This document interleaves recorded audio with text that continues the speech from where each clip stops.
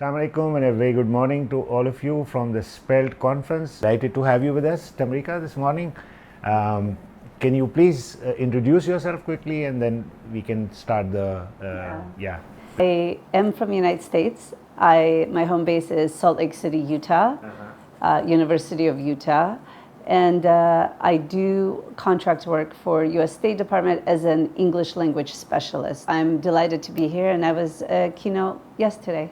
My topic was about technology, but about incorporating technology into the classroom in such a way that it's interesting and relevant to the students.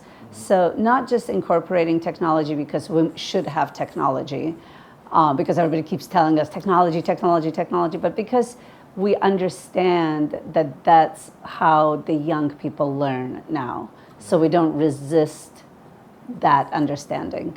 The immediate question that most people ask is, how do you deal with under-resourced classrooms where technology is not available? The word technology is very broad, right? It could mean so many things. So when I say technology, I really just mean multimedia classroom.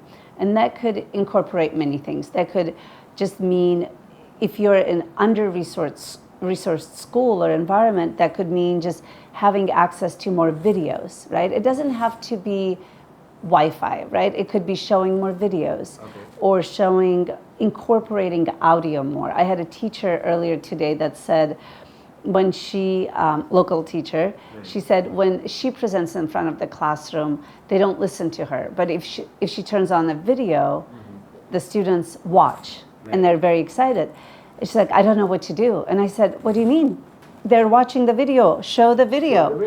I mean, why are we resisting so much? And I think it's partially because a lot of us come from a generation where we think we know better. And we're just stuck in this mindset that no, my way. This is how I was raised. It's a better way. And my take is if our interests are the students, if our bottom line is to have happy, learned students, why not go with their wishes? So I said, okay, you want them to listen to you. They like the video. I said, record yourself. What if you do that? What if you go home and whatever you were going to say, just turn the phone around and record yourself. It doesn't mean you leave the classroom. You're still there, and show them yourself on the video, or send them, it depends on the school. Sometimes students can't use the phone, I understand, but you show yourself on the screen. They will think you're cool because they're used to seeing video, they're used to, social media. And it'll be interesting for them if visually is how they comprehend information. Do that for them. It doesn't mean the whole class. You're still doing your job. Don't feel like you're not teaching. You are. You're just kind of maybe sharing it with the video screen because that's what they want. That's what they're used to. It's okay. We need to stop thinking that everything that has to do with screen is bad. It's just a different medium. So if the school is low resource, it doesn't mean, I love having some technology in the classroom where you can play games. Sometimes that's not possible, right? Because there's no Wi-Fi connection or it's weak. You just incorporate more audio, you incorporate more video. So technology does not mean cutting edge technology. It could be simple things. Yeah, I had that question actually in mind. When we think of technology, we always think of something which it has to be latest, the newest model, the latest technology. So that is not necessary. No, I think you take it slow, right? So you do one simple thing. You incorporate one simple thing and your students already are like, oh, okay, cool. This is not just my teacher standing in front of me for 45 minutes. She's actually playing some music. Or for example, playing podcasts. Because there's some amazing, brilliant podcasts created by young people or about young people. Teacher can play them. You can use podcasts in the classroom. That's already technology, that's incorporating something other than a human.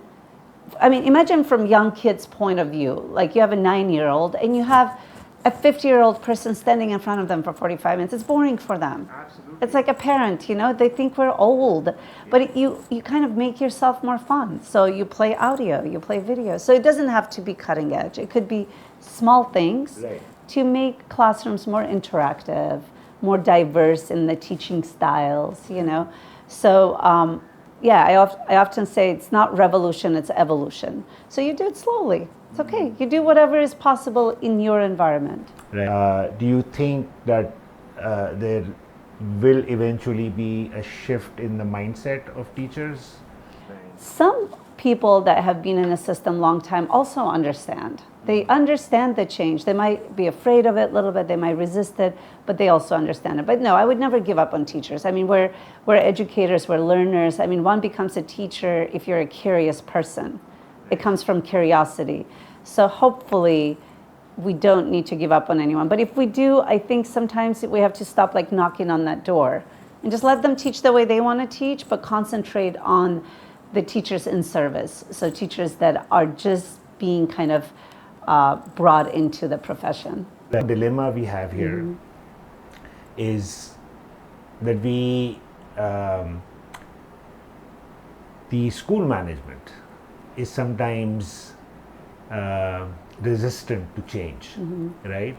And some teachers who actually want to do innovative stuff, they get sort of bogged down with the syllabi or with the timetable, the objectives that they have to achieve. Not the objectives actually, the content that they have to cover using textbooks and all. The school management sometimes, is more focused on completing the course rather than using innovative, approaches to complete the syllabus. So how does one handle that as a teacher? I mean, the only way we can really make change, I believe, is if we get involved on top level. It is, I hate to say that, but really the change comes from people that are empowered to make change. So one thing I would suggest always to people, if you care that much, get involved, right? I mean, people that are deciding on the rules, on curricula, on laws, are just regular people. If someone does not want to be involved on that level, there is change that comes from grassroots also. So yes, I think main changes do come from people that have power. It's always been that way. But grassroots affect those powers. Sometimes people that are involved in grassroots organizing get frustrated, because they do a lot and nobody's listening. But I do think grassroots matter. So one of the ways is teacher associations, like SPELT. When you get a bunch of teachers together, and if they're really unhappy about something or happy about something, that matters. So the voices do matter. So yes, they are unhappy about having lots of tests or having to meet the criteria of the rules. If enough of them voice an opinion, if there's petitions, or if they say, we actually want to do this differently, maybe someone will listen. So I do believe in grassroots. I do believe in organizing within. And again, back to evolution, not revolution. Sometimes you don't have tons of power in your class. You have to teach for tests, for example, but you can make little changes, right? Sure, you teach for tests, but you still have that 30 minutes left.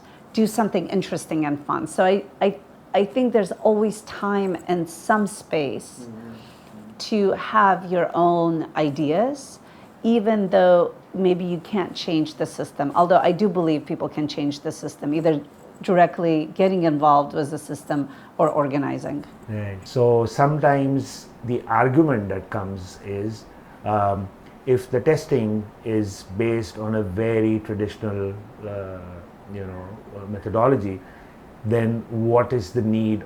The need is there, but what's the use of spending so much time doing all this, So yes, assessment could be really rigid, and we educators know traditional assessment does not work. Exactly. We know that. Yeah. And it's unfortunate that nobody's listening. However, the idea is this: if you do create lots of interaction, right, be it through video, podcasts, games, whatever it is, that and your students do get better, like let's say just English, right? They're just naturally getting better in English because you're doing these fun things where they're actually talking. Even though it's not directly connected to assessment in December at the end of the test day, if their English is better, they will probably do better on their assessment. Even if it's not direct connection, even if you're not teaching them exactly how to say, how do you do, and tell me about, I mean, I hate the old textbooks. I mean, I open the textbooks and they're talking about London and the watchtower or whatever, the band, like, who cares? Young people don't care about this. Teach them something they want to know. So I feel like if they get better at English through more communicative approach, maybe it will actually help them in assessment too, even if it's not directly connected. Yeah, they'll perform better, most likely. Yes, I mean, if they're more comfortable with English, if their vocabulary has grown, of course they will. Why wouldn't they? You know, even if it's different topics. Okay, one aspect that I'm very keenly interested in is how do we use technology in the professional development of teachers? As individuals, can technology help teachers to in their professional development? I think the answer is yes, but how should one go about it? Yeah, and if there are, sorry, if I may, if there are any, any tools or any resources that you can share. Professional development should always match the needs of the teachers. I might think it's great to use cutting edge technology because I can walk into my classroom and have endless Wi-Fi, endless whatever, and that's fantastic. But that's not what I should be teaching. I should be teaching whatever you need. So I really believe in needs analysis, right? But as far as can the teachers learn through technology, can they use technology in their professional development and learn from it? Absolutely. And it could be small things, For example, I briefly mentioned, I don't want to go into conversation about AI because that's a big conversation, but there's a tool, it's TWEE, T-W-E-E, and there's many of them. This is just one that comes to my mind. It's AI-supported tool or software, and what it does, just briefly, if I may, I can take text, like any text, right? Let's say it's a text about endangered animals in Pakistan. I can put that text in this TWEE application. It's just a simple, it's free application, you just sign in. And once I've put in this text, like let's say it's 3 paragraphs long, TWEE automatically creates questions for me. So it creates multiple choice questions, it creates true and false questions, it creates open-ended questions, it creates all this stuff that I, 10 years ago, used to spend hours creating. Now, I, as a teacher, once I read the paragraph, I understand this paragraph. I don't need to test myself and spend hours. So as a teacher, if I can show you this tool, you don't need to do it in the classroom. So even if you have a simple Wi-Fi, you don't need to have really amazing Wi-Fi, you can just do it at home. If you can take your text from the textbook, and put it in there and create questions within minutes, have AI help you create questions, that would be really helpful for our teachers. Why not? Why not? And spend more time as a teacher on the content, on finding interesting content. Because all of a sudden I've saved 2-3 hours, right? So I could think what else can I find about endangered languages? What cool activity can I have them do? So in that way, technology just becomes a tool that makes my life easier. And teachers are overworked and underpaid in every country.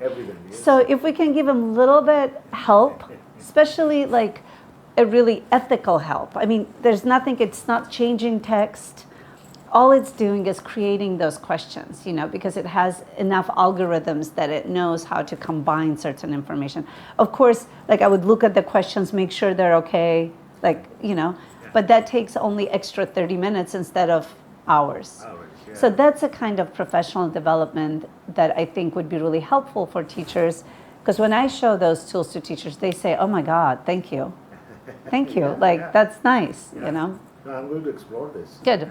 And that's just one of them, you know, and it's a free application and it's helpful. That's all it is. It's helpful. I think the most important thing we can do is focus on content. Like what we teach our young minds is what's important. Like let's talk about our students about justice and equality and empathy and kindness and figure out how we incorporate it into the textbooks. I understand we have textbooks, but let's talk about these bigger things to young people because they're the ones that are really, I mean, we all think about those things, but they're the ones that are our future. So let's concentrate on the content and then make our lives easier how we talk about it. And I think that's where our energy and time should be spent. And not resisting young people. Like stop kind of like pointing fingers at them and being like, you are not good students. You know, you don't listen. In my day, I used to, but it doesn't matter. It doesn't matter what was in your day. Sure, you can share, but what matters is what they want. If they want video and audio and songs and dancing and movement, let them have it. That's what they want. I mean, we don't have a choice, you know, so we might as well be friends. Exactly, yeah. So and try and achieve the objectives or the goals. Exactly. Absolutely. Thank you so very much, thank you. Tamrika. It was wonderful talking to you. Thanks. And I'm sure our listeners will definitely benefit from this conversation. Thank you. And I want to thank SPELT so much. People in Pakistan are really lucky to have a great teacher association like SPELT. I hope you have many members, and thank you very much for your hospitality.